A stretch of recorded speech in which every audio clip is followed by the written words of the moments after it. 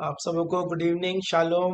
Welcome to the meeting. हम परमेश्वर पिता का धन्यवाद देते हैं कि उन्होंने सुंदर अवसर दिया। एक बार फिर से हम उनके चरणों के निकट बैठकर उनकी स्तुति बड़ाई प्रशंसा कर सकते हैं और उनकी आराधना कर सकते हैं और उनसे सीख सकते हैं जो हमको सिखाना चाहते हैं। सो आइए हम आज की सभा का प्रारंभ करेंगे। मैं प्रार्थना करूंगा। जीवित महान सर्वशक्तिमान परमेश्वर पिता, राजाओं के राजा, प्रभुओं के प्रभु, अपने उद्धार करता प्रभु यीशु मसीह के पवित्र और मीठे नाम से प्रभु जी आपके अनुग्रह के सिंहासन के सन्मुख आते हैं। प्रभु जी आपका धन्यवाद देते हैं। प्रभु जी आप हमें चुन के अवसर आपने दिया है प्रभु जी कि हम आपके चरणों के निकट बैठकर प्रभु जी आपकी बातों को हम सुनने वाले हो सके। प्रभु जी आपकी स्तुति बड़ाई प्रशंसा आपकी आपसे प्रार्थनाएं कर सके प्रभु जी। और प्रभु जी आपकी जो बातें हैं प्रभु जी जो अनंत काल तक हमसे ना छीनी जा सकेंगी प्रभु जी। हाँ प्रभु जी उन अद्भुत बातों को ग्रहण करने का आप हमको अवसर देते हैं। आपका धन्यवाद देते हैं। उस उत्तम भाग के लिए आपका धन्यवाद देते हैं प्रभु जी। जितने प्रिय जुड़ चुके हैं उनका धन्यवाद, जो जुड़ने पर हैं उनके लिए प्रार्थना करते हैं प्रभु जी कि जल्द से जल्द जुड़ने पाए। जो इस असमंजस में है प्रभु जी, जो रुकावटें बाधाएं हैं आप दूर करें प्रभु जी, ताकि हम सब मिलकर प्रभु जी आपके नाम की स्तुति बड़ाई प्रशंसा करने पाए। सब बातें हमारी आत्मिक उन्नति का कारण हो और सब बातों के द्वारा आप ही को महिमा मिलने पाए, ऐसी दया और अनुग्रह चाहते हैं। आगे के पूरे समय को आपके हाथों में सौंपते हैं प्रभु जी। हमारे प्रभु जी हमारे ध्यान को, हमारे मन को, हृदय को आपके हाथों में सौंपते हैं। इंटरनेट कनेक्शंस को, डिवाइसेस को भी आपके हाथों में सौंपते हैं प्रभु जी। हर एक बात, हमारी बोली भाषा, हर एक बातों का नियंत्रण आप लें प्रभु जी, ताकि आपकी इच्छा में प्रभु जी हम हर एक बातें करने पाए, आपके पवित्र आत्मा के नियंत्रण में हर एक बातें यहाँ पे बने पाए, ऐसी दया और अनुग्रह चाहते हैं। तो उद्धार करता प्रभु यीशु मसीह के पवित्र और मीठे नाम से मांग लेते हैं। आमीन आमीन। सो मैं फिर जानता हूँ, मैं गीत डालूंगा। प्रभु का धन्यवाद करूंगा, उसकी संगति में सदा रहूंगा, साथ चलूंगा मैं जय जरूर पाऊंगा। प्रभु का धन्यवाद करूंगा, प्रभु का धन्यवाद करूंगा, उसकी संगति में सदा रहूंगा, साथ चलूंगा मैं जय जरूर पाऊंगा, साथ चलूंगा मैं जय जरूर पाऊंगा। प्रभु का धन्यवाद करूंगा। ना देगी मुझे दुनिया कभी भी कोई सुख और शांति आराम, ना देगी मुझे दुनिया कभी भी कोई सुख और शांति आराम।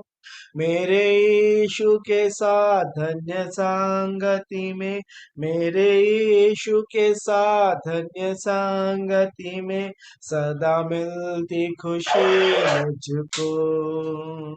प्रभु का धन्यवाद करूंगा, उसकी संगति में सदा रहूंगा, साथ चलूंगा मैं जय जरूर पाऊंगा, साथ चलूंगा मैं जय जरूर पाऊंगा।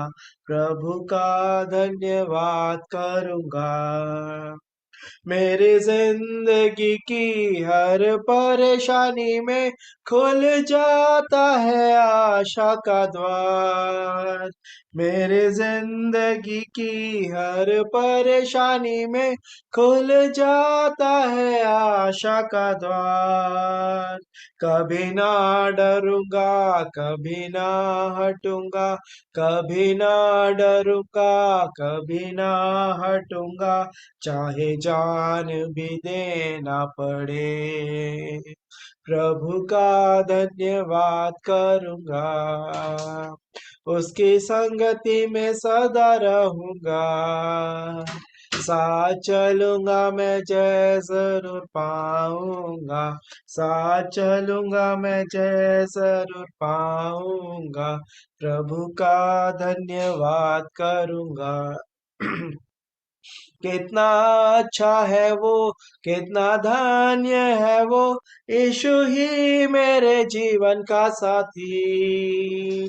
कितना अच्छा है वो, कितना धन्य है वो, यीशु ही मेरे जीवन का साथी। मेरी जरूरतों को पूरी करता है वो, मेरी जरूरतों को पूरी करता है वो, कोई घटी नहीं मुझको। प्रभु का धन्यवाद करूंगा, उसकी संगति में सदा रहूंगा। साथ चलूंगा मैं, जय जरूर पाऊंगा। साथ चलूंगा मैं, जय जरूर पाऊंगा। प्रभु का धन्यवाद करूंगा। मेरी आयु के दिन पग पग में सदा तेरी सेवा को पूरी करूंगा। मेरी आयु के दिन पग पग में सदा तेरी सेवा को पूरी करूंगा। एक बत्ती समान जलता रहूंगा, एक बत्ती समान जलता रहूंगा। तेरी महिमा मेरी कामना, प्रभु का धन्यवाद करूंगा, उसकी संगति में सदा रहूंगा। साथ चलूंगा मैं, जय जरूर पाऊंगा। साथ चलूंगा मैं, जय जरूर पाऊंगा। प्रभु का धन्यवाद करूंगा। सच में हर बात में, हर परिस्थिति में, सब चीजों के लिए हम परमेश्वर पिता का धन्यवाद करते हैं, क्योंकि उनकी योजनाएं हमारे लिए उत्तम है, भली है, एक भी हानि की नहीं है, अरे कुशल की है, और अंत में हमारी आशा को वही पूरी करेंगे। सो हम परमेश्वर पिता का धन्यवाद देते हैं। आप लोगों को अवसर है, यदि कोई प्रभु की महिमा में कोई गीत गाना चाहते हैं।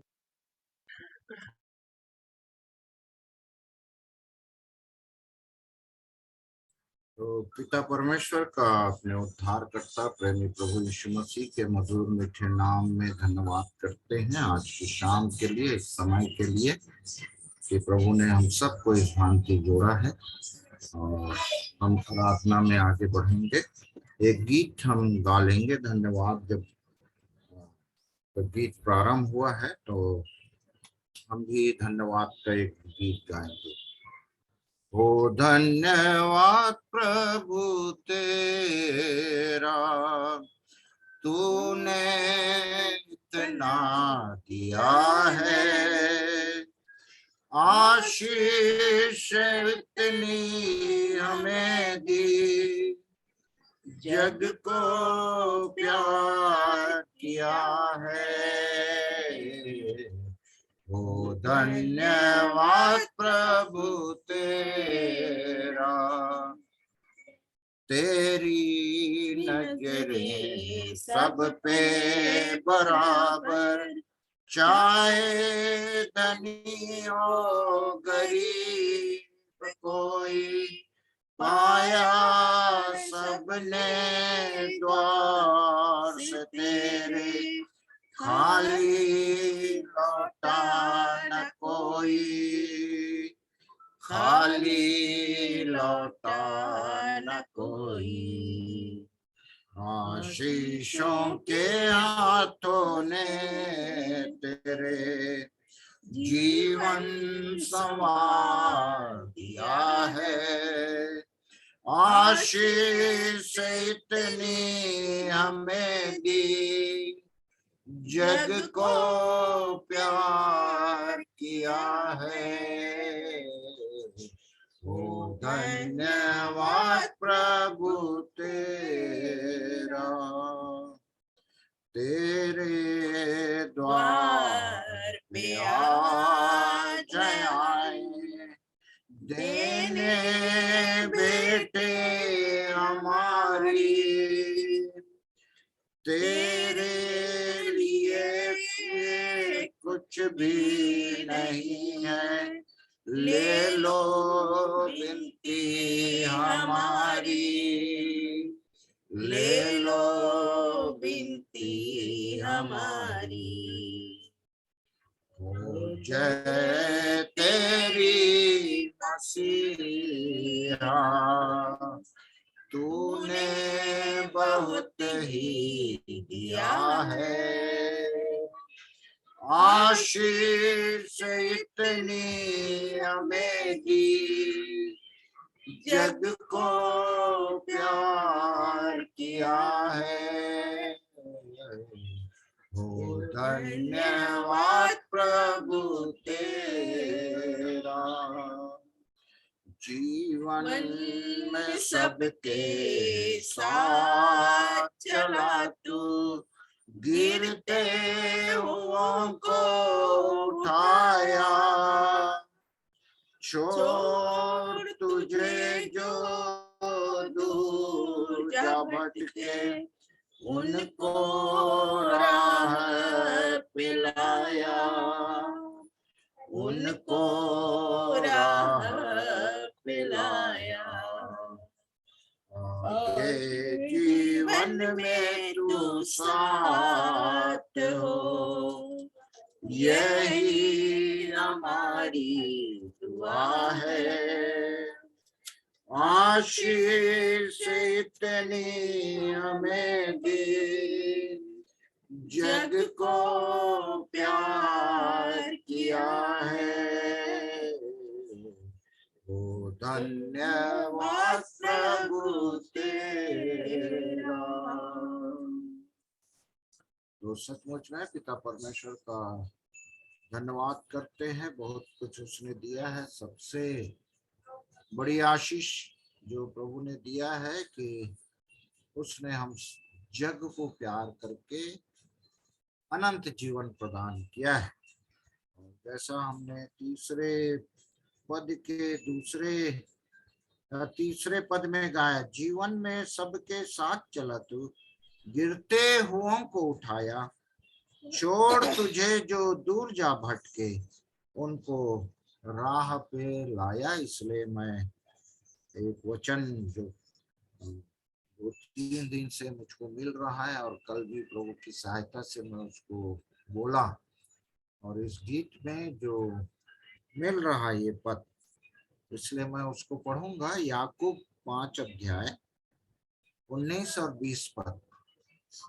हे मेरे भाइयों, यदि तुम में कोई सत्य के मार्ग से भटक जाए और कोई उसको फेर लाए, तो वह यह जान ले कि जो कोई किसी भटके हुए पापी को फेर लाएगा, वह एक प्राण को मृत्यु से बचाएगा और अनेक पापों पर पर्दा डालेगा। पाप क्षमा यीशु मसीह अपने रक्त से करता है, परंतु बाइबल में कई बार यीशु मसीह ने कहा है कि जिनके पाप तुम रखो तो रखे जाएंगे, जिनके पाप तुम क्षमा करो वो क्षमा किए जाएंगे। तो ये अद्भुत आशीष जो परमेश्वर ने यीशु मसीह में होकर मुझे और आपको दी, कि वो प्राण को मृत्यु से बचाएगा और उसके साथ साथ अनेक पापों पर पर्दा डालेगा। क्या अधिकार प्रभु ने दिया। तो प्रभु की स्तुति करते हैं, उस पिता परमेश्वर की हम बड़ाई करते हैं। सब बातों में प्रभु का धन्यवाद, स्तुति, बड़ाई, प्रशंसा हो, तारीफ हो।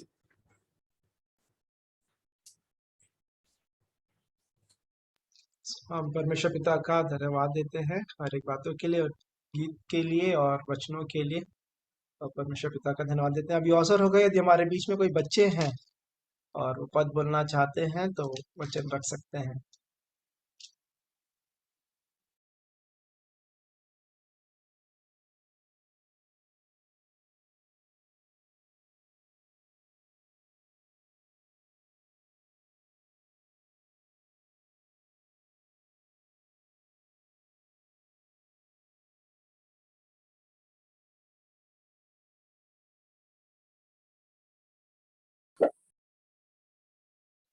यदि बच्चे नहीं हैं तो बड़ों को अवसर होगा। तो मैं पहले बोल लूंगा मत्ती 11 का 12 कि यूहन्ना बपतिस्मा देने वाले के दिनों से लेकर अब तक स्वर्ग के राज्य में बलपूर्वक प्रवेश होता रहा है और बलवान उसे छीन लेते हैं। मैं भी बोल लूंगी मत्ती 11 का 12। यूहन्ना बपतिस्मा देने वाले के दिनों से अब तक स्वर्ग के राज में बलपूर्वक प्रवेश होता रहा है और बलवान उसे छीन लेते हैं। और मैं एक वचन बोल लूंगी जो पाया जाता है भजन संहिता 66 उसका 10-12। क्योंकि हे परमेश्वर, तूने हमको जांचा, तूने हमें चांदी के समान ताया था, तूने हमको जाल में फंसाया और हमारी कटी पर भारी बोझ बांधा था। तूने घुड़चढ़ों को हमारे सिरों के ऊपर से चलाया। हमको आग और जल से होकर गए, परंतु तूने हमको उबार के सुख से भर दिया। Thank you. सॉरी, एक और वचन पे मैं बोलना चाहूंगा। अय्यूब उसका 28 अध्याय और उसका 28वां वचन। तब उसने मनुष्य से कहा, देख, प्रभु का भय मानना यही बुद्धि है, और बुराई से दूर रहना यही समझ है। और पूरा अध्याय आप पढ़ेंगे, ये 28 वचन है, 28 का एक से कितने विषय बुद्धि की कैसे प्रशंसा की गई है, और उसका अंत फल जो है कि क्या क्या है बुद्धि, और यहाँ पे है कि प्रभु का भय मानना यही बुद्धि है, और बुराई से दूर रहना यही समझ है। तो इस वचन के द्वारा प्रभु ने मुझे आशीष दी। मैं परमेश्वर पिता का धन्यवाद देता हूँ। आप लोगों को भी अवसर होगा वचन बोलने के लिए। आप सबों को जय मसीह की। मैं बोलूंगी मत्ती 11 का 12वां वचन। यूहन्ना बपतिस्मा देने वालों के दिनों से अब तक स्वर्ग के राज्य में बलपूर्वक प्रवेश होता रहा है और बलवान उसे छीन लेते हैं। मैं नीति वचन 3 का 33 वचन भी बोलूंगी। दुष्ट के घर पर यहोवा का शाप और धर्मियों के वास स्थान पर उसकी आशीष होती है। प्रभु को महिमा मिले इस वचन के द्वारा।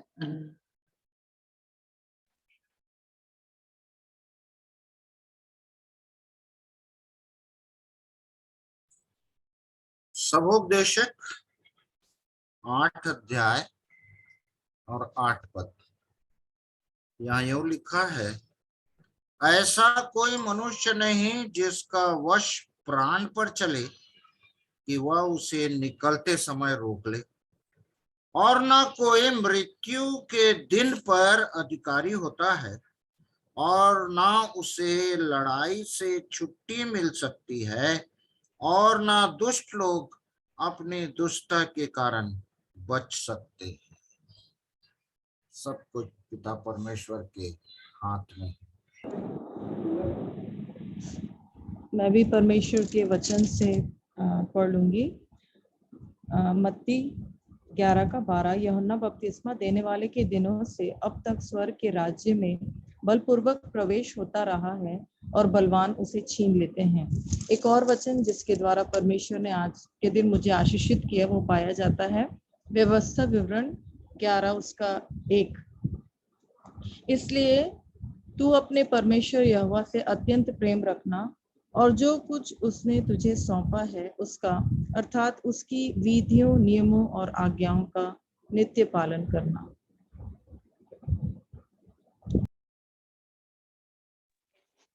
लूका उसका 9 अध्याय का 23 वचन।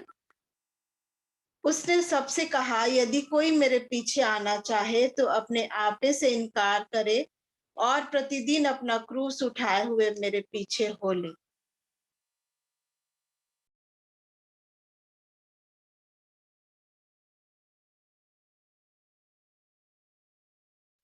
यदि और कोई वचन बोलना चाहते हैं तो अभी अवसर है। आप सबको जय मसीह की। मैं भी बोलना चाहती हूँ भजन संहिता 141 का 3 और 4।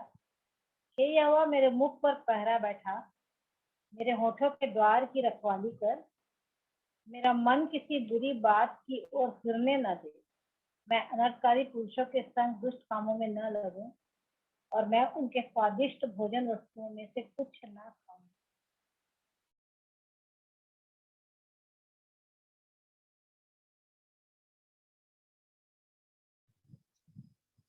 मैं पढ़ लूंगी यशायाह 33 का 2 वचन। हे यहोवा हम लोगों पर अनुग्रह कर, हम तेरी ही बाट जोहते हैं। भोर को तू उनका भुजबल, संकट के समय हमारा उद्धार करता ठहर।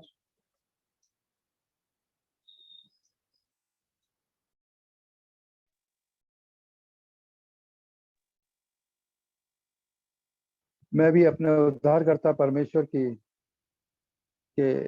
नाम को धन्य कहता हूँ, और इफिसियों उसका 6वां अध्याय और उसकी कुछ आयतें मैं पढ़ना चाहता हूँ, जहाँ पर इफिसियों 6वां अध्याय उसकी 10वीं आयत, इसलिए प्रभु में और उसकी शक्ति के प्रभाव में बलवंत बनो, परमेश्वर के सारे हथियार बांध लो कि तुम शैतान की युक्तियों के सामने खड़े रह सको, क्योंकि हमारा यह मलयुद्ध लहू और मांस से नहीं परंतु प्रधानों से और अधिकारियों से है, और इस संसार के अंधकार के हाकिमों से और उसकी दुष्टता की आत्मिक सेनाओं से है, जो आकाश में। प्रभु का धन्यवाद हो इस वचन के लिए। जीवित काम की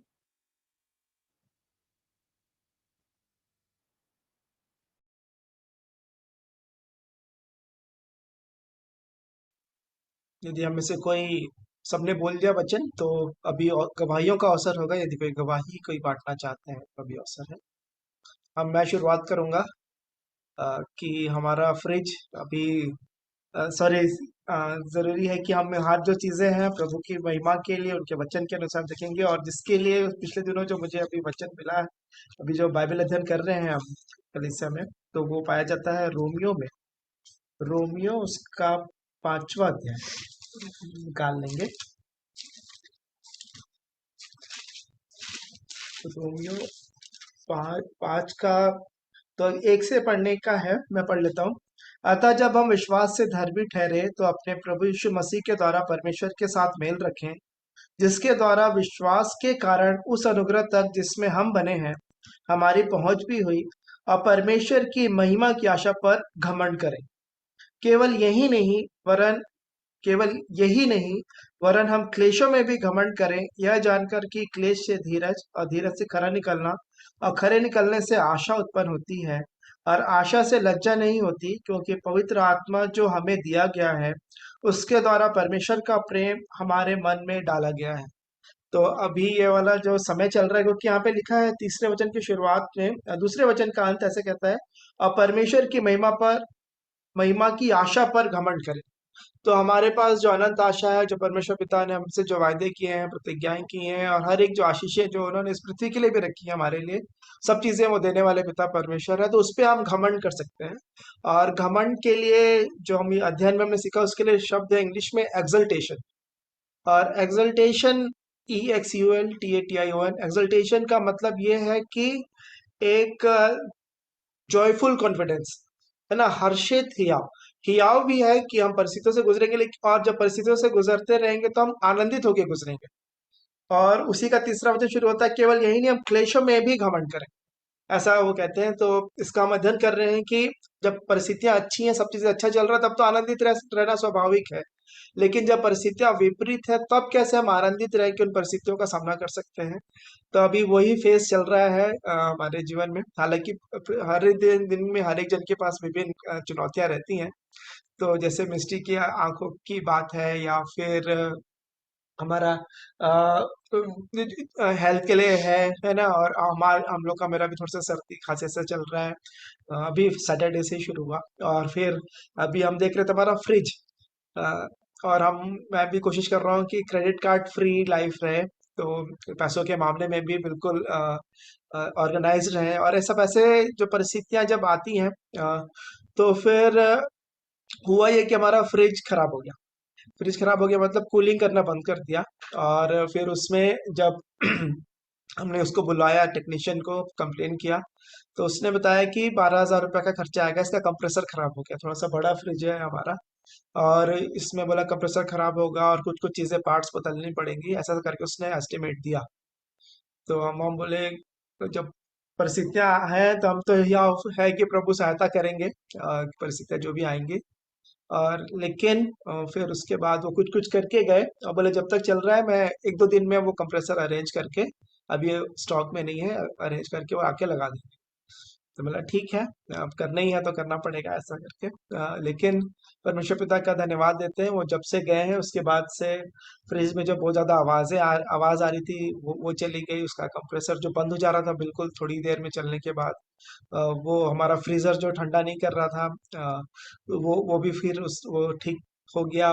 बिल्कुल सब ठीक रीति से कार्य कर रहा है। आज उसने फिर कॉल किया कि सर मैं आऊँ क्या, मैंने ज़रूरत नहीं है, अब फ्रिज अच्छे रीति से कार्य कर रहा है। तो हम परमेश्वर पिता का धन्यवाद देते हैं कि शारीरिक उस चीज़ के लिए नहीं, लेकिन हर चीज़ के पास, हर चीज़ के बाद हमारे पास आशा है कि उत्तम प्रभु की योजना है और प्रभु सहायता करते हैं। और जैसे परिस्थिति थी उन्होंने उसको संभाला, उसमें सहायता की। मिष्टी के लिए भी धन्यवाद देते हैं कि वो अब कहती है कि उसको ऊंचाई से भी अच्छे से दिखने लगा है।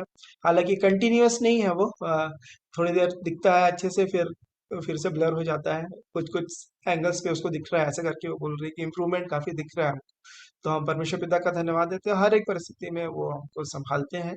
लेकिन यही है कि वो चाहते हैं कि हर समयों में हम उन पे घमंड करें, उनकी आशा पे, क्योंकि वो कभी नहीं छोड़ेंगे, कभी नहीं त्यागेंगे।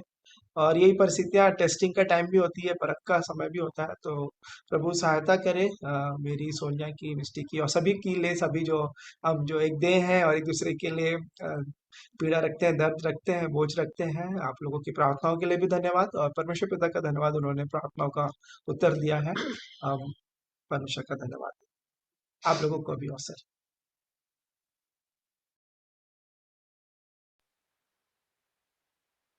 आप सबों को शालोम, जय मसीह की।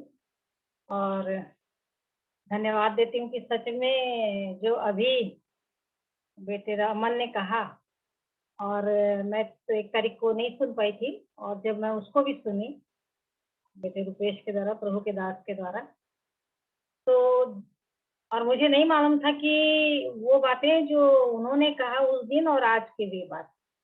और ये मेरी डायरी है, जो मैं हर गवाही को इसमें लिख लेती हूँ। और ये 17 तारीख जो था बीत गया, फिर 24 तारीख आया, फिर अब 1 तारीख आया, और ये बात 11 तारीख की है। मैं इसको इसलिए बताना चाह रही हूँ कि मैंने इसको लिखा इसलिए कि ये मेरे लिए कंफर्म रहेगा कि हाँ, मेरे जीवन में ये आया था और क्या हुआ। तो मेरा, जैसे बता चुकी हूँ कि हर पूरा रिपोर्ट्स मेरा हर एक डाउन रहता है। मेरा HB डाउन है, मेरा TLC डाउन है, मेरा प्लेटलेट डाउन है, और शुगर ये सब बढ़ा हुआ था। और 11 तारीख को डॉक्टर बुलाए थे अपने पास रिपोर्ट के लिए, और देख करके उन्होंने मेरा मेडिसिन बढ़ा दिया। और बोली भी मैं कि मेरे को चक्कर आ जाएगा सर। तो बोले आप तो ब्लड शुगर करते रहते हो, आप देखते रहना। उसके बाद फिर एक दिन खाने के मैं खा ली दूसरे दिन, लेकिन पूरी रीति से फिर एकदम से मेरा शुगर लेवल डाउन हो गया, मैंने छोड़ दिया। और उसके बाद मैं इसमें लिख ली, शुक्रवार की बात है, मतलब कि 15 तारीख की बात है, कि प्रभु ने मेरे को चंगा कर दिया, और उसको प्रभु को महिमा मिले, और चिंता की कोई बात नहीं है। ऐसे करके मैंने इसमें लिख लिया, शॉर्ट में बता रही। और उसके बाद आया 17 तारीख, और 2-3 और गवाही थी मेरी उस दिन की, लेकिन समय नहीं मिला था। और 17 तारीख को फिर मैंने कहा कि मैं तो फास्टिंग नहीं ली हूँ, तो चलो पीपी ले लेती हूँ। और ली तो एकदम हाई 335। 1 सेकंड, मैंने आधा सेकंड के लिए थोड़ा सा लगा, और तुरंत, घर में ही है आराधना भवन तो यहीं पर, तो तुरंत मैं चली गई। मेरे प्रभु, पहला स्थान आपको, आपकी आराधना, आपकी स्तुति और आपका वचन पहला स्थान आप मेरे जीवन में।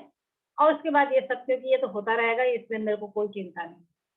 और उसके बाद मेरा समय निकलता गया, और मैं कोई ध्यान नहीं दी, कुछ नहीं करी, ना ही मैं इसलिए चिंतित हुई, ना कुछ नहीं। और मेरा पूरा समर्पण, मेरा पूरा ध्यान प्रभु के लिए। और उसके बाद आया 26 तारीख। 26 तारीख की सुबह फिर मैं बोली चलो आज करके देख लेती हूँ एक बार। और इस चीज को जब मैं देखी तो मेरा फास्टिंग भी बिल्कुल नॉर्मल, और पीपी भी बिल्कुल नॉर्मल।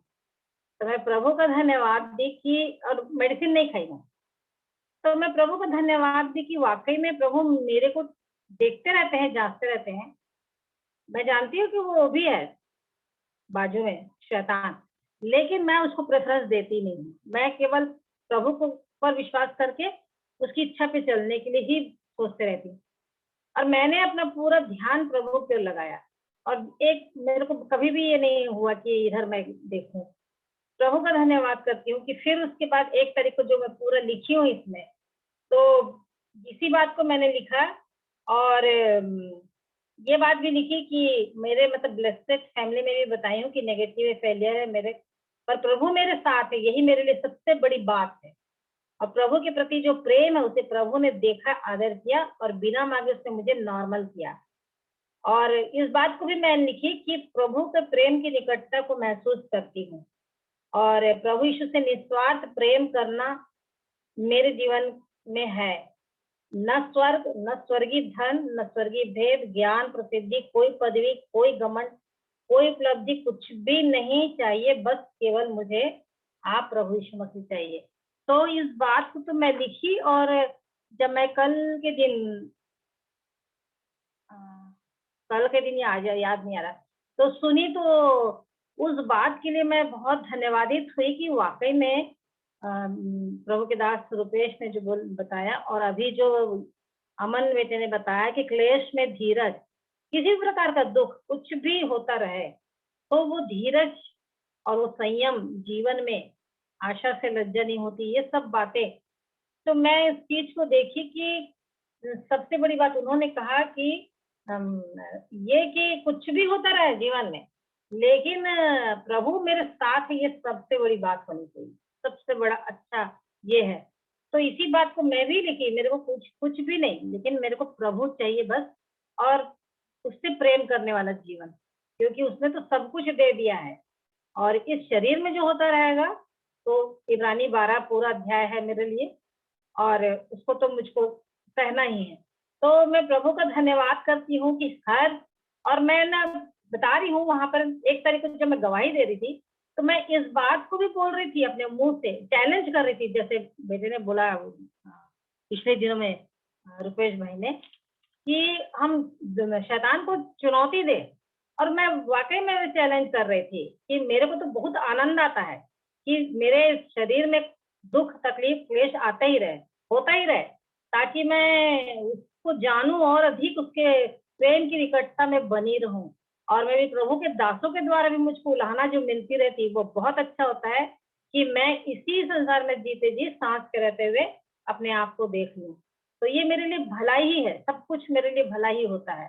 तो मैं प्रभु का धन्यवाद करती हूँ कि कुछ भी होता रहे, चाहे घोर अंधकार से भरी हुई तराई में होकर भी चलूं, और मैं जानती हूँ कि प्रभु मुझको इस जंगल के रास्ते में जो लेकर आए वो कभी भी नहीं छोड़ेंगे।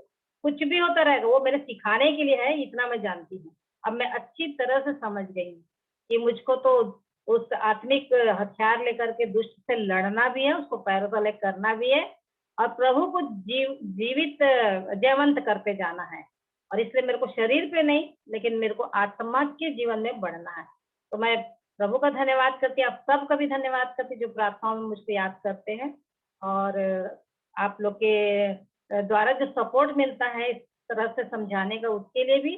और अभी जो वचन खुला ये वाकई में मेरे लिए था कि क्लेश में भी घमंड करें। तो वाकई में ये बहुत आनंद की बात, मुझको तो अच्छा लगता है कि प्रभु जो हो रहा है मेरे जीवन में वो होता रहे, और आप मेरे साथ है, क्योंकि मुझको उनकी उपस्थिति महसूस होती रहती है पूरे समय।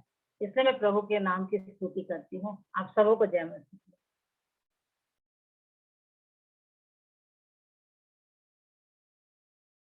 तो हम परमेश्वर पिता का धन्यवाद देते हैं जो अपने वचनों के द्वारा, जीवित वचन के द्वारा हमसे बातचीत करते हैं, संभालते हैं। तो अभी मैं आगे का समय, तो भाई एक बात बोलना चाहती हूँ, एक बात जी याद जी है। जी मैं इस चीज को सीखी कि जो प्रभु से प्यार करेंगे, माने जिसको प्रभु से प्यार हो जाएगा ना, तो फिर उससे वो प्रार्थना करने में, बातचीत करने, मतलब कुछ भी वो नहीं रहेगा, हिचकिचाहट नहीं, संकोच नहीं, कुछ भी नहीं। मतलब वो फिर वो एकदम मैंने अपना है, मतलब मेरा ही है, और मैं कुछ बोलूंगी तो ये हो जाएगा, और नहीं भी होगा तो मेरी भलाई के लिए नहीं होगा। मतलब एक चीज बस सीखती हूँ कि उससे प्यार करना जरूरी है। और जो बोल दिए ना पहला सा प्रेम, तो मेरे को वाकई में पूरी बात याद आती है। तो मैं धन्यवाद देती हूँ कि पहला से भी ज्यादा अभी वो मुझको अपनी प्रेम में बनाए हुए हैं, और महसूस होता है कि वाकई में प्रभु यीशु मसीह का प्यार मुझे खींचता है एकदम, कि मैं उसके साथ ही रहूं। तो वाकई में जो उनसे प्यार करते हैं, और वो फिर प्रार्थना करने में कुछ नहीं, उनको हिचकिचाहट नहीं होती है।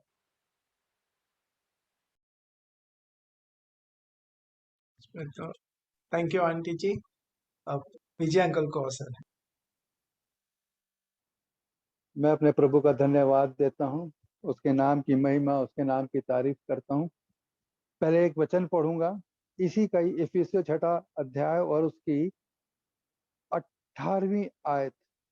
हर समय और हर प्रकार से आत्मा में प्रार्थना और विनती करते रहो, और इसलिए जागते रहो कि सब पवित्र लोगों के लिए लगातार विनती किया करो। सच में आज जब मैं दिन में करीब 11 बजे इलाहाबाद से लखनऊ की तरफ मूव किया, तो मैं था, वाइफ थी और एक माइकल था जो ड्राइवर है, जो हमारे पड़ोस में ही रहता है, क्रिश्चियन है। तो हमने कहा चलो भाई अब निकल रहे हैं, तो वाइफ ने कहा रुको प्रार्थना करें, फिर उसके बाद यहाँ से प्रस्थान करो। परमेश्वर ने हमारी सुधि ली, हमको संभाला और कुशल से यहाँ से, मतलब लखनऊ जब 35 किलोमीटर जब दूर रहा, तो गाड़ी में थोड़ी सी गैस कम हुई, तो मैंने कहा गैस भरवा लो। मेरा ये उद्देश्य है इस गवाही देने का कि परमेश्वर हमारे जीवन में कैसे कैसे काम करता है, ये हमारी समझ से परे है। कोई नहीं जानता कि परमेश्वर कैसे काम करेगा। प्रभु का धन्यवाद हो। और जैसे ही मैंने गैस भरवाई गाड़ी के अंदर, तो जो कार्बोरेटर रहता है कार का, उसमें से लीकेज शुरू हो गया, और जो उसके अंदर जो कूलेंट रहता है, कार का जो कूलेंट रहता है, वो लीक करने लगा। एक ने कहा शायद आपका कार्बोरेटर कहीं से होल हो गया है, जिसकी वजह से ये आपका लीकेज कर रहा है। दिमाग में थोड़ा सा वो हुआ कि परेशानियों का 35 किलोमीटर बाकी है, जो थोड़ा सा हम परेशान हो सकते हैं। मैंने कहा छोड़ो। मैंने कहा, माइकल कह रहा है अंकल क्या करें? मैंने कहा प्रभु हमारी सहायता मदद करेगा, चलो। हमने कहा स्पीड 30 और 40 के बीच में रखो, सब जो होगा, नुकसान होगा तो होगा, और अगर नुकसान नहीं होगा, हमारा परमेश्वर का धन्यवाद हो। अगर होगा तो भी नुकसान हो तो भी परमेश्वर का धन्यवाद हो, और नहीं हो तो भी परमेश्वर का धन्यवाद हो। जैसे भाई ने बताया, अमन भाई ने बताया कि उसका रेफ्रिजरेटर काम करना शुरू कर दिया। ये परमेश्वर के जो लोग होते हैं, जो परमेश्वर से सच्चा प्रेम, जो अंदर से प्रेम करते हैं, परमेश्वर उनकी सुधि रखता है। वो जानता है कि उसका खर्च किया हुआ एक धन, वो नहीं चाहता कि उसका एक भी पैसा व्यर्थ जाए। ठीक है, संसार में रहते हैं, बहुत सी बातें होती हैं और हम गवाही प्रतिदिन सुनते हैं, होता है। परंतु हमारा, जैसे अभी बहन बोली, ज्योति बहन बोली, कि उनका विश्वास कैसा है।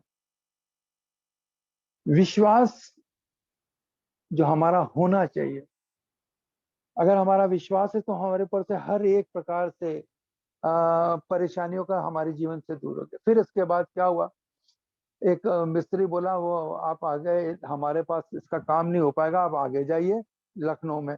हम धीरे धीरे धीरे धीरे धीरे करीब 35 किलोमीटर, करीब 1.5 से 2 घंटे लगे हमको पहुंचने में। तो हमने पहले ही पता कर लिया था कहाँ है मिस्त्री, जाके गाड़ी वहां खड़ी कर दी। हमने खोल के देखा, पर हमें ये समझ में नहीं आ रहा था ये लीकेज कहाँ से हो रहा है। खैर जो भी है, हमने दुकान पर खोली, गाड़ी इतनी ज्यादा गर्म थी, कहते हैं साहब गाड़ी बहुत गर्म है, कभी कभी एक आधा घंटा पौन घंटा लगेगा ठंडा होने में। फिर उस आदमी ने क्या किया, 10 मिनट के बाद आया और एक 5 लीटर का केन पानी डालना शुरू किया रेडिएटर के अंदर। डालता रहा, नीचे से निकलता रहा, डालता रहा, निकलता रहा, डालता रहा। वो कहता साहब ऐसी ऐसी बात है, परेशानियों का सामना तो करना पड़ेगा, रेडिएटर की प्रॉब्लम है। मैंने कहा जो हो सकता है वो करो। तो वो कार को उसने जैक पर लेके करीब करीब इतना ऊपर कर दिया कि वो नीचे झुक के काम करे। फिर वो देखता रहा, देखता रहा, देखता रहा, उसको कहीं से एक कोई लीकेज दिखाई दिया। रेडिएटर के अंदर कोई भी वो होल नहीं था, कोई एक लीकेज था जो पाइप में था, जिसकी वजह से पानी बहुत तेजी से निकल रहा था। कह रहा साहब कोई परेशान मत हो, कुछ नहीं है, अभी अभी हम 10 मिनट में ठीक करेंगे। फटाफट दूसरा पाइप लगाया और नया कूलेंट डाला और गाड़ी स्टार्ट हुई। सुरक्षित हम अपने घर पहुंचे। परमेश्वर ने कैसी सहायता मदद करी। अगर वो रेडिएटर खराब होता, जिनके पास कार है वो अच्छी तरीके से जानते हैं कितना ज्यादा खर्चा होगा। सिर्फ कूलेंट का 3 लीटर कूलेंट गाड़ी में डाला गया, क्योंकि वो कार्बोरेटर के अंदर रेडिएटर के अंदर डाला जाता है 3 लीटर, और थोड़ा सा जो बचा था तो उसने वो बॉक्स में डाल दिया, जिसमें से अप डाउन होता, घूमता फिरता रहता। मैं ये कहना चाहता था कि परमेश्वर ने मेरे को कितने बड़े खर्चे से बताया। भले मेरी कार नहीं थी, मेरे दामाद की कार थी जो लखनऊ में रहता है, मैं वो कार छोड़ने आया था। तो मतलब कितना खर्चा आता ये मेरे को समझ से परे था।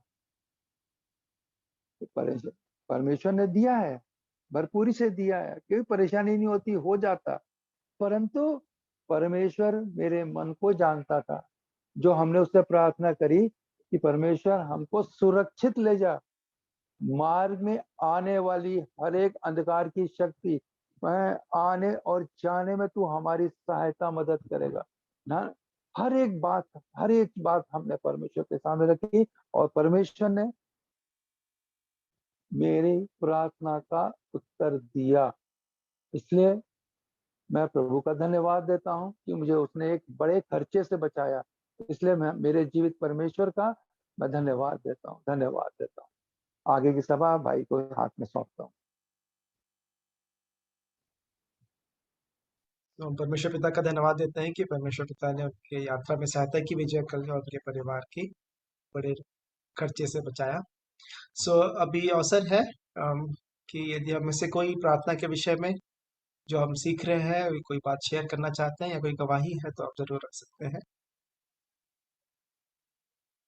और मैं ही शुरुआत करता हूँ। कुछ जब इस विषय का मैं ध्यान कर रहा था, जब हम संडे जिस बात को देख रहे थे कि यूहन्ना बपतिस्मा देने वाले का बपतिस्मा और उसके बाद प्रभु यीशु मसीह के द्वारा जो आग से जो बपतिस्मा की जो बात थी, उसके विषय में कुछ वचन मिले तो मैं पढ़ लूंगा। क्योंकि प्रेरितों के काम 1 अध्याय 5वां वचन ऐसा कहता है, क्योंकि यूहन्ना ने तो पानी में बपतिस्मा दिया है, परंतु थोड़े दिनों के बाद तुम पवित्र आत्मा से बपतिस्मा पाओगे। तो यहाँ पे ये बात उनसे कही गई थी। और फिर जब मैं इस बात को देख रहा था कि कैसे हम पवित्र आत्मा प्राप्त करते हैं, जब शेखर मामू के साथ भी जब अध्ययन हो रहा था, जो प्रेरितों के काम 2 अध्याय और 37 वचन से आगे है, तो इसको पढ़ लूंगा। तब सुनने वालों के हृदय छिद गए और वे पतरस और शेष प्रेरितों से पूछने लगे, हे भाइयों, हम क्या करें? पतरस ने उनसे कहा, मन फिराओ और तुम में से हर एक अपने अपने पापों की क्षमा के लिए यीशु मसीह के नाम से बपतिस्मा ले, तो तुम पवित्र आत्मा का दान पाओगे। तो कैसे पवित्र आत्मा का दान जो हमको प्राप्त होता है? क्योंकि प्रभु यीशु मसीह के विषय में हमने देखा कि जब प्रभु यीशु ने जब बपतिस्मा लिया, तो जैसे बपतिस्मा लेने के बाद फिर पवित्र आत्मा उनके ऊपर कबूतर के समान उतरा, है ना। फिर उसके बाद और फिर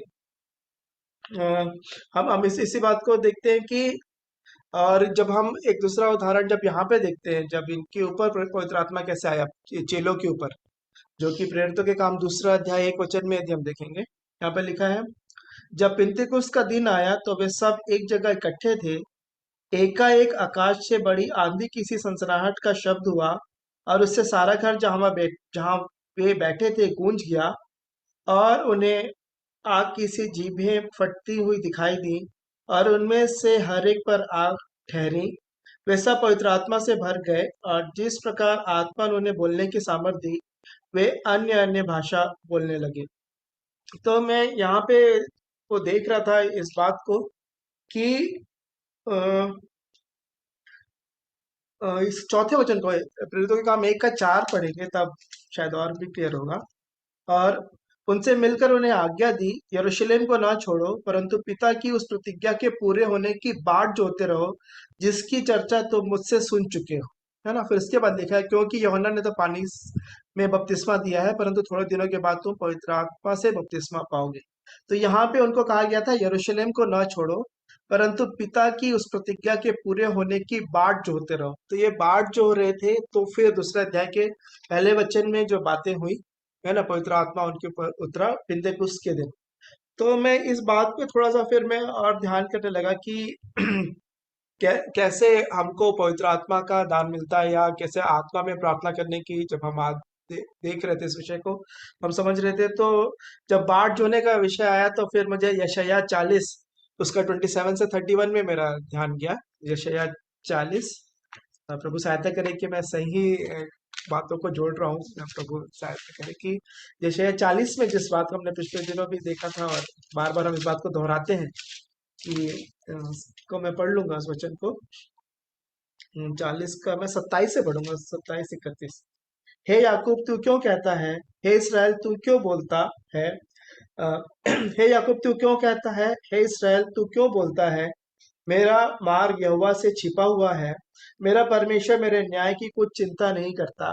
क्या तुम नहीं जानते, क्या तुमने नहीं सुना, यहोवा जो सनातन परमेश्वर और पृथ्वी भर का सृजनहार है, वह न थकता न श्रमित होता है, उसकी बुद्धि अगम है, वह थके हुए को बल देता है और शक्तिहीन को बहुत सामर्थ देता है। तो यहाँ पे इस बात से मैं देखने पाया कि जब हम नया जीवन भी प्राप्त करते हैं, प्रभु यीशु मसीह को अपना उद्धारकर्ता ग्रहण करते हैं, और अपनी कोशिशें भी करना चाहते हैं कि पहले का जो जीवन था, पुराना मनुष्यत्व की जो बातें, जो क्या कहते हैं, आदतन जो पाप जो थे, या जो प्रिय पाप जो थे पहले, जब उनको छोड़ने का प्रयास करते हैं, तब फिर कोशिश होती है, एक दो दिन अच्छा चलता है, और फिर से बाद में फिर गिर जाते हैं, गिर जाता था, मैं कहूंगा, या गिर जाता हूँ अभी भी। प्रभु सहायता करे कि उन बातों में गिरने से फिर थकावट होती है। तो फिर यहाँ पे जो बात है कि वह थके हुए को बल देता है और शक्ति इनको बहुत सामर्थ देता है। तरुण तो थकते और श्रमित हो जाते हैं, और जवान ठोकर खाकर गिरते हैं। तो मैं तरुण और ये देखूंगा कि जो प्रभु में नए नए जो आए हैं, वो थक के ठोकर खा के गिरते भी हैं, परंतु जो यहोवा की बाट जोते हैं, वे नया बल प्राप्त करते जाएंगे, वे ख्वाबों के समान उड़ेंगे, वे दौड़ेंगे और श्रमित ना होंगे, चलेंगे और थकित ना होंगे।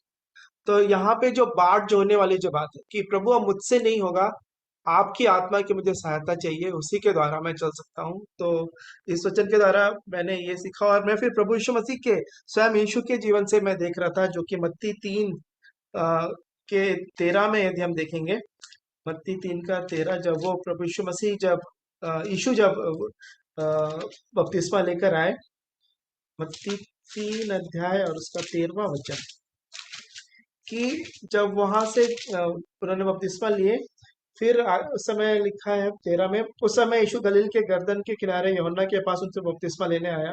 मैं पूरा नहीं पढ़ूंगा। और फिर 16 वचन, और यीशु बपतिस्मा लेकर तुरंत पानी में से ऊपर आया, और देखो उसके लिए आकाश खुल गया, और उसने परमेश्वर की आत्मा को कबूतर के समान उतरते हुए और अपने ऊपर आते देखा।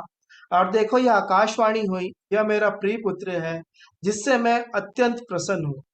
तब आत्मा यीशु को जंगल में ले गया, ताकि इब्लिस से उसकी परीक्षा हो। तो यहाँ पे जो शुरुआत के जो दिन है, मैं उसको देख रहा था कि एकांत का जीवन, व्यक्तिगत जो जीवन है, बपतिस्मा के बाद पवित्र आत्मा की बाट जोड़ना। यीशु मसीह को आत्मा की बाट जोड़ने की आवश्यकता नहीं थी, तुरंत पवित्र आत्मा उन पे उतरा। लेकिन हमको जो है कि पवित्र आत्मा के लिए व्यक्तिगत तौर पे, जैसे यहाँ पे लिखा, उपवास करके, निराहार, जंगल में जाकर, एकांत में अलग जाके प्रभु ने समय बिताया, और फिर उनका इब्लिस के द्वारा उनकी परीक्षा हुई। और वही बात मैं पौलुस के जीवन में देख रहा था कि जब उन्होंने कहा कि जब मैंने जीवन पाया, तो फिर मैं यरूशलेम में जाने के बजाय मैं अरब को चला गया, विल्डरनेस में, है ना, और एकांत में जाके फिर शुरुआत जो थी प्रभु यीशु मसीह की सेवा की शुरुआत भी वैसी हुई। तो मैं इसको अपने जीवन से ऐसा सीखने लगा कि व्यक्तिगत जीवन जो है, व्यक्तिगत तौर पे आत्मा से भरना या वचन से भरना, क्योंकि प्रभु यीशु मसीह ने जब इब्लिस से जब उनकी परीक्षा हुई, तो वचन के द्वारा ही, आत्मा से तो भरे हुए थे ही वो, वचन के द्वारा फिर उन्होंने शैतान को हर एक जवाब सवालों का उसको उत्तर दिया परीक्षाओं में। तो वचन से भरना और फिर आत्मा से भरना, तो व्यक्तिगत तौर पे जब बहुत ज़रूरी है, या फिर कहें कि दिन की भी बात कहें तो दिन की भी शुरुआत जो है एकांत में प्रभु के साथ समय बिताना। कॉर्पोरेट हम मिल रहे हैं, हम जितना अच्छा कर रहे हैं अच्छी बात है कलीसिया के साथ, लेकिन व्यक्तिगत तौर पे भी अ, हमको बहुत ज़्यादा इम्पोर्टेंट है कि क्योंकि प्रभु मन को जांचते हैं, व्यक्तिगत संबंध वाली बात है परमेश्वर पिता से। तो इन बातों पे प्रभु ने मेरा ध्यान दिया, और फिर मैं मूसा के विषय में भी देखने लगा कि वो 40 साल तक पहाड़ में अकेले वो बकरियों को चरा रहे थे, भेड़ बकरियों को अपने ससुर के। फिर वहां पे प्रभु ने उनको दर्शन दिया वहां पे। तो वो अकेला एकांत में रहने का और प्रभु के साथ समय बिताने का, और फिर उसके बाद फिर प्रभु सामर्थ्य देते हैं, फिर बाहर सेवकाई के लिए जाने के लिए हम तैयार होते हैं, और दूसरों के लिए भी फिर हम आशीष का कारण होते हैं। सो इन बातों पे थोड़ा प्रभु ने मेरी सहायता और मदद की। मैं परमेश्वर पिता का आगे आप लोगों को भी अवसर होगा, यदि इसमें आप कुछ बोलना चाहते हैं और भी जो बात प्रभु ने आपके हृदय में डाली, आप शेयर कर सकते हैं।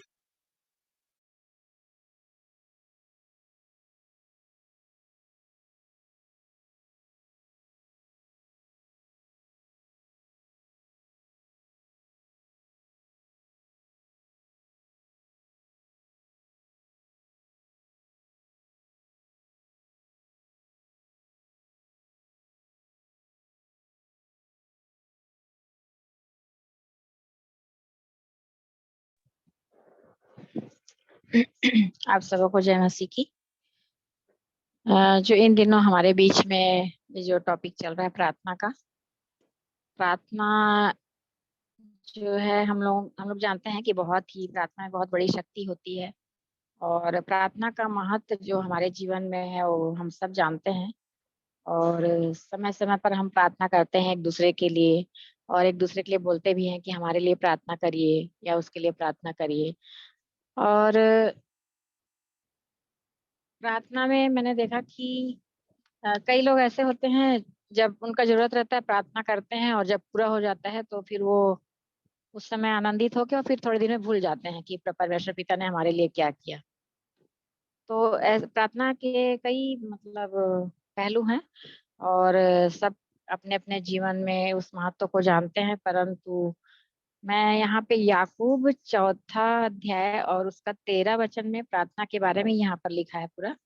यदि तुम में से कोई दुखी हो तो वह प्रार्थना करे, यदि आनंदित है तो वह स्तुति के भजन गाए, यदि तुम में कोई रोगी हो तो कलीसिया के प्राचीनों को बुलाए और वे प्रभु के नाम से उस पर तेल मल कर उसके लिए प्रार्थना करें।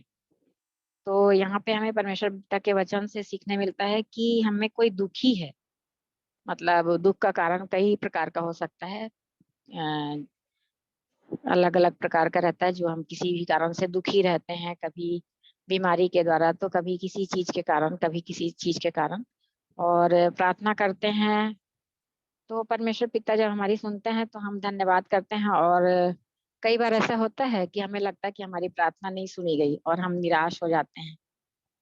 लेकिन हमें ये भी जानना है कि हाँ, हमेशा हमारी ही इच्छा पूरी नहीं होनी है और परमेश्वर की इच्छा को पूरी करना है। तो परमेश्वर पिता हमारे लिए जो सोचते हैं वो दूर का रहता है, और हम जो सोचते हैं वो बहुत क्षणिक रहता है कि हम पास पास का सोचते हैं कि हमारे लिए ऐसा हो जाता वैसा हो जाता। लेकिन जो प्रभु हमारे लिए सोचते हैं वो बहुत ही हमारे भविष्य के आगे के लिए होता है कि हम हमारे लिए क्या अच्छा है क्या बुरा है। और यहाँ पे लिखा है कि स्तुति के भजन, यदि आनंदित है तो वह स्तुति के भजन गाए, और यदि तुम्हें कोई रोगी है तो कलीसिया के प्राचीनों को बुलाए। तो पहले के लोग ऐसे, मतलब जो ये सब बातें होती थी जो याकूब में हमने पढ़ा, तो प्राचीनों मतलब जो हमारे पुराने लोग हैं, जो हमारे बुजुर्ग लोगों को भी बोला जा सकता है, वे प्रभु के नाम से उस पर तेल मलकर प्रार्थना करें। सो बड़े विश्वास के साथ आज भी लोग प्रभु के नाम से चंगाई पाते हैं, बोलते हैं कि ये आशीषित भरा तेल है, इसे लगाएं और प्रभु के नाम से प्रार्थना करें और जरूर चंगाई मिलेगा। और कई बार हम देखते भी हैं कि जब हम विश्वास से प्रार्थना करते हैं और परमेश्वर पिता के सामने अपने संपूर्ण मन से परमेश्वर पिता के सामने आते हैं तो हमारी प्रार्थना संपूर्ण होती है, पूरी होती है। लेकिन प्रार्थना के विषय में भी कहा गया है, जैसे मैंने प्रकाशित वाक्य में 22 अध्याय के यहाँ पे देखा, 22 अध्याय के 21 वचन में, कि प्रभु यीशु का अनुग्रह पवित्र लोगों के साथ रहे। आमीन। तो परमेश्वर पिता का जो अनुग्रह और दया होता है हम पर, वो एक ये भी हमें बताया गया है कि पवित्र लोगों के साथ रहे, मतलब जो पवित्रता से परिपूर्ण है, पवित्रता से भरे हुए हैं या पवित्रता में जीवन व्यतीत करते हैं। तो हमारे लिए ये भी एक बहुत ही प्रार्थना में महत्वपूर्ण टॉपिक है कि हमें पवित्र बनना है। जैसे परमेश्वर पिता पवित्र है, वैसे हमें भी पवित्र बनना है। यदि हम चाहते हैं हमारी प्रार्थना सुनी जाए, हम पर प्रभु की दया करुणा बनी रहे, तो हमें भी वैसे पवित्र बनना पड़ेगा, तभी हमारी प्रार्थना सुनी जाएगी। इस चीजों को भी हम ध्यान में रखते हैं और जानते भी हैं। तो यहाँ पे और भी मैंने जो देखा कि 13 से लेके पूरा 20 तक पूरा प्रार्थना के बारे में ही लिखा है, और 15 में लिखा है, और विश्वास की प्रार्थना के द्वारा रोगी बच जाएगा। हम कई बार विश्वास करते हैं, जब हम देखते हैं कि चारों तरफ से कोशिश करके थक जाते हैं, तो कई बार मनुष्य जो है बोलता है कि अब हम प्रभु के प्रार्थना से ही ठीक हो सकते हैं, हमारे लिए प्रार्थना करिए। या फिर डॉक्टर्स लोग भी लास्ट में जवाब दे देते हैं, बोलते हैं इन्हें तो ईश्वर ही बचा सकता है, आप प्रार्थना करिए, सब उन्हीं के हाथ में है। ऐसा भी हम सब ने कई बार सुना है, और प्रभु ही उठा के खड़ा करते हैं, ये भी हम सब जानते हैं। कई बार लोग मृत्यु के मुंह से बच के प्रार्थना के शक्ति से ही वापस आते हैं, और यदि उसने पाप किए हो तो उनकी भी क्षमा हो जाएगी। इसलिए तुम आपस में एक दूसरे के सामने अपने अपने पापों को मान लो और एक दूसरे के लिए प्रार्थना करो। तो यहाँ पे हमें सीखने के लिए मिलता है, मैंने ये सीखा कि हम अपने अपने पापों को, हम सब अपने अपने पापों को जानते हैं, और अंगीकार जब करते हैं प्रभु के सामने पूरी दीनता और नम्रता से परमेश्वर पिता के सामने आते हैं कि हाँ प्रभु, हमसे पाप हुआ है, हमसे गलती हो गई है, और जब हम मान लेते हैं नम्रता दीनता में होकर प्रभु में, तब परमेश्वर पिता हमारे पापों को क्षमा करते हैं, और इस प्रकार से हमारी प्रार्थना सुनी जाती है, और हम यदि बीमार है तो चंगाई पाते हैं। और इसमें फिर आगे लिखा है, धर्मी जन की प्रार्थना के प्रभाव से बहुत कुछ हो सकता है। एलिय्याह भी तो हमारे समान दुख सुख भोगी मनुष्य था, और उसने गिड़गिड़ा कर प्रार्थना की कि मेघ ना बरसे, और 3.5 वर्ष तक भूमि पर मेघ नहीं बरसा। सो प्रार्थना में इतनी शक्ति है कि एलिय्याह ने प्रार्थना की परमेश्वर पिता से, और 3.5 वर्ष तक पानी नहीं गिरा। और फिर उसने प्रार्थना की तो आकाश से वर्षा हुई और भूमि फलवंत हुई। मतलब प्रार्थना में इतनी शक्ति है कि यदि हम सच्चे मन से और पवित्रता से परमेश्वर पिता से प्रार्थना करते हैं, तो परमेश्वर पिता हमारी जरूर सुनते हैं।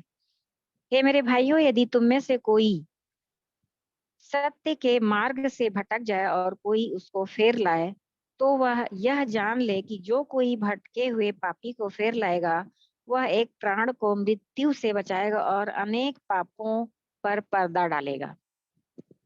हमने देखा है कि यदि हम एक दूसरे से प्रेम करते हैं, तो हम उसके पापों पर पर्दा डालते हैं, कि ये बताते नहीं फिरते कि इसने ये किया, वो किया, ऐसा किया, वैसा किया, और हम केवल प्रार्थना करते हैं और प्रभु पर आशा लगाए रखते हैं कि प्रभु जी ऐसी ऐसी बात है, और हमारे जीवन में ऐसे ऐसे घटना है, प्रभु परमेश्वर पिता आप जानते हैं। और हम गिड़गिड़ा कर जब परमेश्वर पिता के सामने अपने पापों को या दूसरे के पापों को मान करके उसके लिए जब हम प्रार्थना करते हैं, तो परमेश्वर पिता निश्चित रूप से हमारी प्रार्थना को सुनते हैं। ऐसा मैंने तो महसूस किया। और जैसा कि रोमियो 8:26 में वो वचन मुझे कभी नहीं भूलता कि आत्मा जो हमारे लिए ऐसी आहे भर भर के हमारे लिए प्रार्थना करता जो बयां से बाहर है। मैंने इस चीज को महसूस किया है।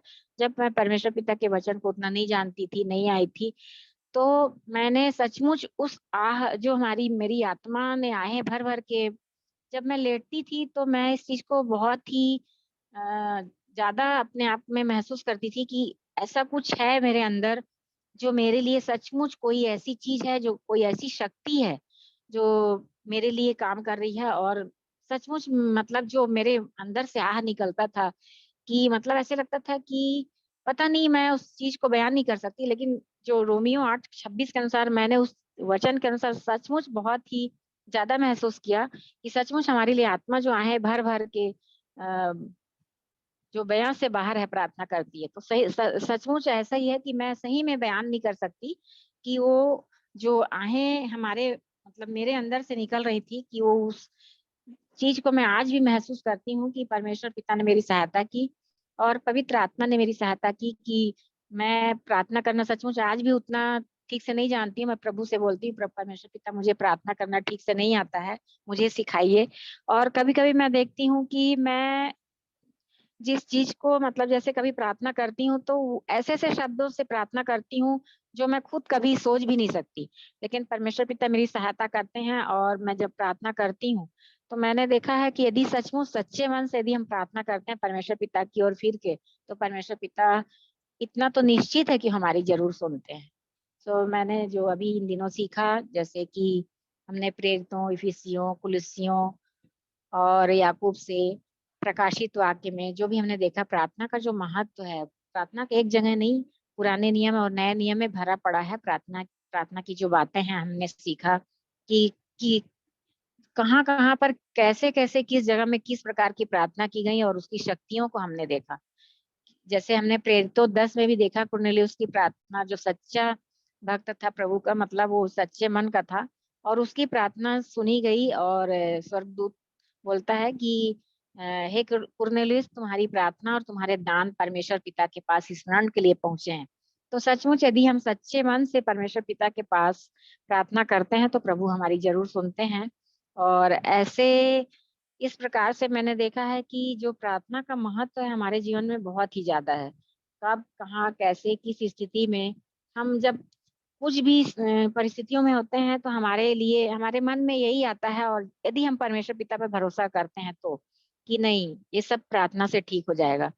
हम प्रार्थना इसलिए इसमें करेंगे तो इस प्रकार ऐसा होगा, वैसा होगा और इस प्रकार से हम देखते हैं कि हम हर बात में छोटी-छोटी बातों में भी प्रार्थना करना सीख जाते हैं और यदि हम संपूर्ण मन से अपने परमेश्वर पिता पर भरोसा रखते हैं, तो प्रार्थना के द्वारा ही हमारा ये जीवन भी चलता है। सो हर बातों में हमारे परमेश्वर पिता को महिमा मिले कि मैंने सचमुच इस प्रार्थना के महत्व को जाना है और अभी इन दिनों जो मैंने सीखा, देखा और प्रार्थना के महत्व को समझा है। सो परमेश्वर पिता हमारी सहायता करें, हम पर दया करें कि हमारी हम सब की प्रार्थना परम प्रधान परमेश्वर पिताजी के चरणों में स्वीकार हो। सो हर बातों में हमारे परमेश्वर पिता को महिमा मिले। आमीन।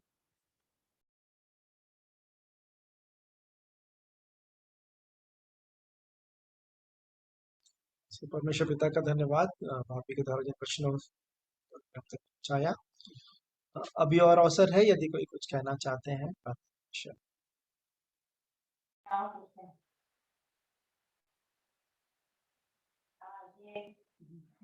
मुझे एक फिर डायरी मिली और उसमें जो मैं लिखा है उसको मैं देख रही थी, पहले भी देखी थी सारा और इसके पहले मैं एक वो बात को बताना चाहती थी बेटे विशेष में जो बताया था अधिकार के विषय में जो प्रभु ने दिया है ना, लूका 9 में लिखा हुआ है। फिर उसने 12 को बुलाकर उन्हें सब दुष्ट आत्माओं और बीमारियों को दूर करने की सामर्थ और अधिकार दिया और उन्हें परमेश्वर के राज्य का प्रचार करने बीमारों को अच्छा करने के लिए भेजा। तो इस बात को प्रभु मुझे सिखा रहे थे कि सब कुछ तो मैं तुमको दे दिया हूँ, अधिकार दे दिया हूँ। और वो वचन इफिसियों 1:21 से लिखा हुआ है, सब प्रकार की प्रधानता और अधिकार और सामर्थ और प्रभुता के हर एक नाम के ऊपर जो न केवल इस लोक में पर आने वाले लोक में भी लिया जाएगा बैठाया और सब कुछ उसके पांव तले कर दिया और उसने सब वस्तुओं को शिरोमणि ठहराकर कलीसिया को दे दिया जो उसकी देह है और उसी की परिपूर्णता है जो सब में सब कुछ पूर्ण करता है। तो कलीसिया के पास ये अधिकार है, उसके लोगों के पास ये अधिकार और सामर्थ है प्रभु ने जो अपने चेलों को दिया कि परमेश्वर के राज्य का प्रचार भी करो और बीमारों को अच्छा भी करो और सामर्थ्य से दुष्ट आत्मा और बीमारियों को दूर की सामर्थ और एक अधिकार दिया। और जो उन्होंने बताए थे कि मूसा को बोलते हैं कि तेरे हाथ में क्या है, तो फिर तो क्यों मेरी दुहाई दे रहा है, इसका उपयोग कर, इसको कर जो तेरे को मिला है। तो वाकई में प्रभु मुझे बता रहे थे इन बातों को कि मांगना मांगना मांगना क्या तुम लोग क्यों बार बार ऐसी मांग करती रहती है और तेरे पास वो अधिकार है, उस अधिकार का उपयोग कर और उसके बाद ही तू सब कुछ से अधिकार के साथ बोले ईश्वर के नाम से तो वो होता जाएगा।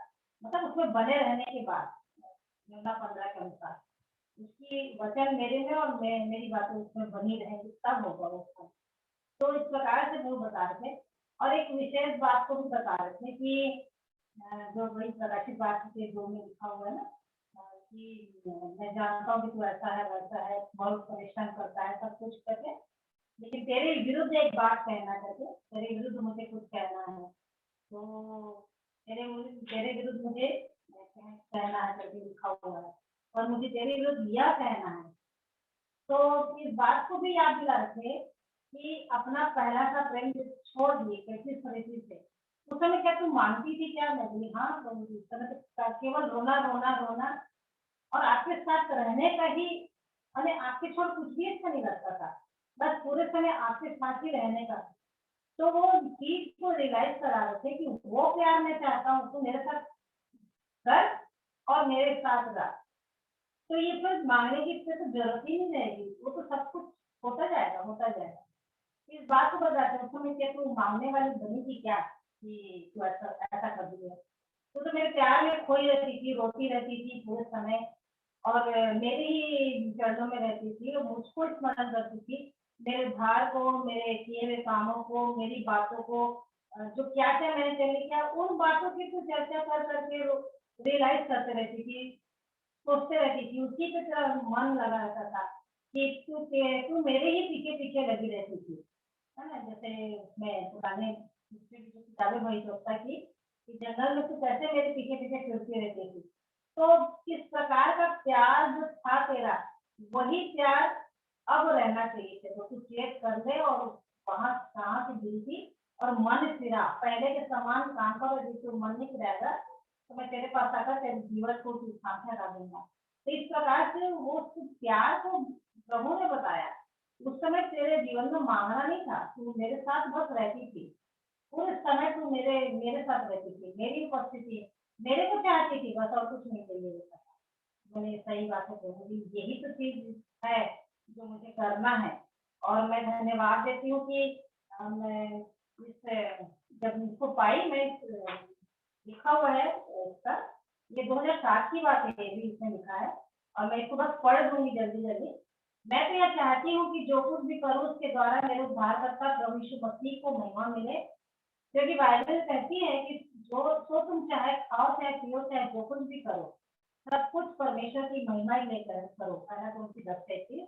मैं हर दिन यह निर्णय लेती हूँ कि मैं थोड़ा समय निकालकर परमेश्वर की उपस्थिति में बैठूं और उसके वचनों पर मनन करूं और अपने प्रभु यीशु से प्रेम करूं। परंतु वह तो यहोवा की व्यवस्था से प्रसन्न रहता है और उसकी व्यवस्था पर रात दिन ध्यान करता रहता है। ये वचन में है। मेरी यह प्रार्थना रहती है कि मैं दूसरों की निंदा न करूं, क्योंकि बाइबल मुझे यह नहीं सिखाती है। बुराई के बदले बुराई मत करो, न गाली के बदले गाली दो, पर इससे विपरीत आशीष दो। पहला पत्रस 3:9।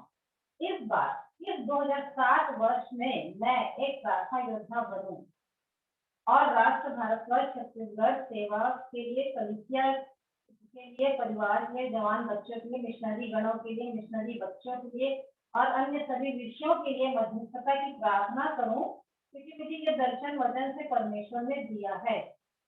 और वो वचन को जो मैंने बताया था कुलुस्सी 4:12, इस साल जो तुमने से ये वाला वचन। और पौलुस भी लिखता है कि अब मैं सबसे पहले ये उपदेश देता हूँ कि विनती, प्रार्थना, निवेदन और धन्यवाद सब मनुष्य के किया जाए। पहला तिमुथी 2:1। हे प्रभु, मैं जब भी बोलूं तो ऐसा न बोलूं जिससे किसी की हृदय को दुख पहुंचे, मेरे द्वारा किसी को ठोकर न लगे। और इसमें पहला पत्र 4:11, यदि कोई बोले तो ऐसा बोले मानो परमेश्वर का वचन है। कि अपने भाई बहनों के पापों को तो ढांपो और उन्हें परमेश्वर के वचन से चिताओ, ताकि आगे को पाप ना करें। और इसके लिए कुलुस्सी 3:16 की मसीह के वचन को अपने हृदय में अधिकारी से बसने दो और सिद्ध ज्ञान से एक दूसरे को सिखाओ और खिलाओ। मैं दूसरों को क्षमा करूं ताकि मैं इस लायक बनूं कि प्रभु मुझे क्षमा करे, क्योंकि मेरी प्रार्थना नहीं सुनी जाएगी। इसलिए तू अपनी भेंट यदि वेदी पर लाए और वहां से स्मरण करे कि मेरे भाई के मन में मेरी ओर से कुछ विरोध है, तो अपनी भेंट वहीं वेदी के सामने छोड़ दे और जाकर पहले अपने भाई से मेल रखकर तब आकर अपनी भेंट करा। मत्ती 5:23। कोई भी काम करूं उसे मनुष्य को दिखाने या उन्हें प्रसन्न करने के लिए नहीं, परंतु परमेश्वर की इच्छा पर और प्रभु के लिए करूं। और उसके बाद इफिसी 6:5-7 है और कुलुस्सी 3:23-24। और लास्ट में लिखी हूँ, मेरी हार्दिक इच्छा यही है कि मैं अपने प्रभु यीशु मसीह से बहुत बहुत बहुत अधिक प्यार करूं, उसके प्यार में डूब जाऊं बस मैं और मेरा प्रेमी यीशु मसीह ही रहे। जैसे मरियम ने प्यार किया, मतलब वो कहती रघुनी, मतलब कितने प्यार से बोलती है, उसको मैंने लिखा रघुनी। उसने उस उत्तम भाग को चुन लिया जो उससे कभी नहीं छीना जाएगा। मैं भी अपने आप को वैसा ही बना सकूं, उसके चरणों में बैठने पाऊं, उसकी आराधना उपासना उसकी स्तुति कर सकूं, उसको प्रसन्न कर सकूं। आमीन। प्रभु का धन्यवाद देती हूँ इन बातों के लिए। प्रभु मुझको इन बातों को स्मरण दिलाए कि ये बात मैंने लिखा, और अच्छा हुआ कि मुझे मिला कि मेरे को फिर से पता चल रहा है कि ये क्या बातें मैंने की, और उस समय जो था और अभी जो है। प्रभु का धन्यवाद करती हूँ, वाकई में जो उसने अधिकार दिया है और उसका इस्तेमाल करना, उसको बार बार मांगना नहीं, पर मेरे को सबसे अधिक प्रभु से प्रेम करना, ये मेरे लिए जरूरी है। तो हम परमेश्वर पिता का धन्यवाद देते हैं जो बातें आंटी के द्वारा रखी गई। और हमारे यहाँ भी जहाँ जिस कलीसिया में मैं जाता हूँ वहाँ पे ये बात कही जाती है कि जब हम प्रभु के पास आए, जब उनसे प्रार्थना करें, तो हम उनके हाथ के ओर देख के प्रार्थना ना करें, लेकिन उनके चेहरे को देखते हुए प्रार्थना करें कि जो वो हैं। और परमेश्वर पिता को उनसे प्रेम से हम उनसे प्रेम करें, पहली बात, ना कि वो उनसे क्या क्या फायदे हो सकते हैं। और आज भी मैं कुछ वीडियोस को देख रहा था, तो उसमें भी यही उन्होंने बताया कि हर एक जन जो है परमेश्वर से सिर्फ जो फायदे मिल सकते हैं उनके कारण ही प्रभु के पास जाते हैं, ना कि उनको परमेश्वर जो पिता है और जो परमेश्वर है उनको स्वयं उनको पाने के लिए, उनसे प्रेम करने के लिए। ये एक बात उन्होंने बोली जो मुझे आज मैंने सीखी कि सच में कि प्रभु के हाथ को नहीं, जो फायदे उनसे मिलेंगे उनके द्वारा, सिर्फ उनके लिए नहीं, लेकिन वो जो स्वयं है, वो जो चाहते हैं उनके लिए हम उनके नजदीक आए, उनसे प्रार्थनाएं करें। सो हम और भी ज्यादा आशीषित होंगे, क्योंकि लिखा है कि सबसे पहले मेरे राज्य और मेरी धार्मिकता की खोज करो, तो ये सब वस्तुएं तुम्हें यूं ही मिल जाएंगी। जिनके लिए हम प्रार्थना कर करके शायद समय ज्यादा बिता रहे हैं, या जिस चीजों की उम्मीद कर रहे हैं नहीं मिल रही हैं, यदि प्रभु के राज्य और धार्मिकता की ओर यदि हम उसकी खोज में लग जाएंगे तो चीजें यूं ही मिल जाएंगी। प्रभु ने कहा है हमारी वो चिंता करते हैं, और हर एक बात उन्हीं के हाथों में है। स्वर्ग और पृथ्वी का सारा अधिकार उन्हीं का है। सो मैं परमेश्वर पिता का धन्यवाद देता हूँ इस प्रार्थना के विषय को जब हम सीख रहे हैं। प्रभु हम सबकी सहायता करें कि हम उसको सीखें और वैसे ही प्रार्थना भी करने पाए। और जैसा आज इस बात को भी देखा है कि सिर्फ प्रार्थना ही ना करते रहें, जो एक्शन पॉइंट है, जो कर सकते हैं हम कार्य, है ना, विश्वास के साथ उनको करें भी। सिर्फ प्रार्थना ना करते रहें। तो प्रभु सहायता करें। प्रार्थना में हम जाएंगे, अंतिम प्रार्थना का भी अवसर होगा। सो आइए हम प्रार्थना करेंगे।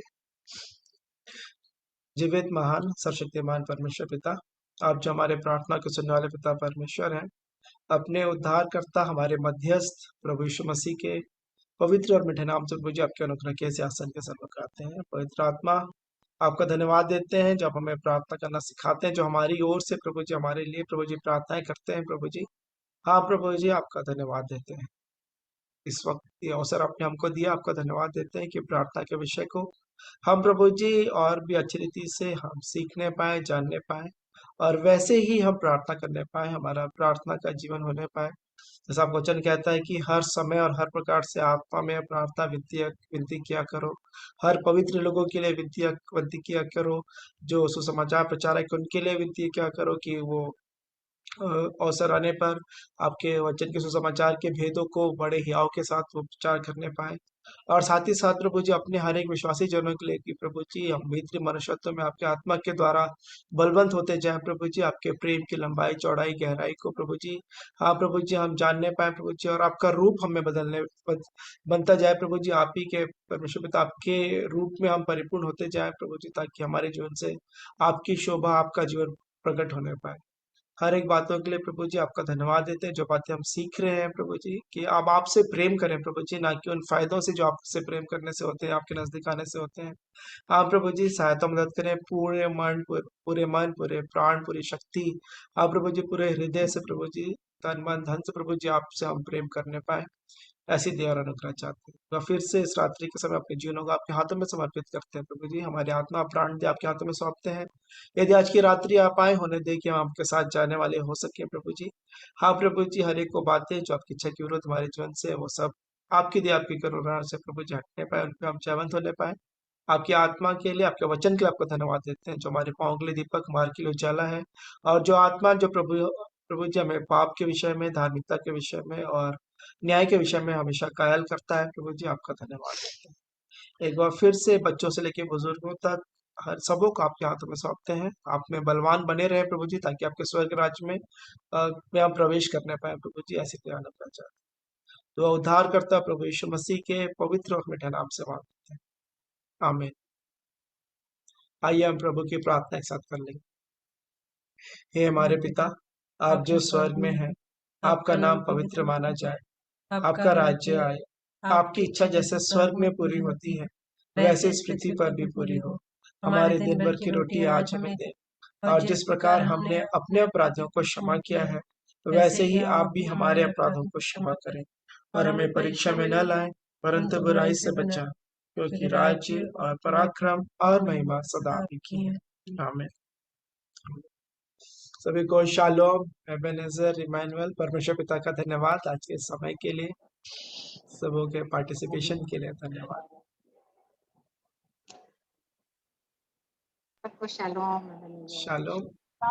शालोम। कल हम अपने अध्ययन में आगे चलेंगे भाई रुपेश के साथ, और रवि भैया लोगों की अगुवाई में हम जुड़ेंगे। समय 8:45 का ही रहेगा। अमन, मैं ना कल मैं गेली हूँ, भैया लोग मेरे घर में प्रदर्शन ले गए। अच्छा, आप लीड करेंगे भाभी? हाँ हाँ, कल थैंक यू सो मच। तो भाभी जी लोगों की अगुवाई में जुड़ेंगे, और भाई रुपेश वचन का भाग रखेंगे, जो मध्याह्न देख रहे हैं प्रार्थना का। तो जरूर से हम सब जुड़े और दूसरों को भी आमंत्रित करें। ठीक है, गुड नाइट। मीटिंग एंड कर रहे हैं। Good night, shalom. शालोम।